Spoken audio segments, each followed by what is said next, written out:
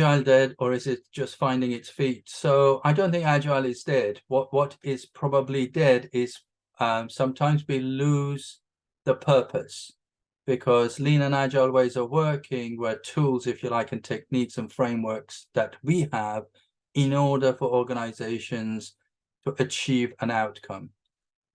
We lost sight of that a little bit, or sometimes some people may have lost sight of that, and it's become agile for sake of agile. Are you following these steps for this particular framework, method, whatever that I'm using? Oh, it says you should have, I don't know, the post-it should be 3x5 and you're using a 4x4. Oh, that can't be right, that kind of thing. So we lost the real reason behind it, is that there is a problem. We need to solve that problem. How do we go about solving that problem? How do we know we are solving the problem? And what are, as we said before, what are the leading indicators that tell us that our interventions are potentially getting us the right way?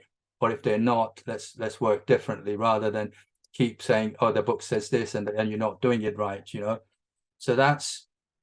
I don't think Agile is dead. So if we turn it to agility, it's not dead, it's actually growing. So everybody, all organizations and individuals are after achieving agility. And the current frameworks, methods, ways of working may get updated and upgraded. And as we learn more, we may add more to the toolkit, but that agility will not go, or it's not going away, in actually becoming more and more relevant. Most organizations need to sense and respond to the markets even faster. The rate of change is increasing, and organizations need to not just keep up to survive, they actually need to be innovating and becoming more and more relevant to their customers. Otherwise, before they know it, they'll be out of business.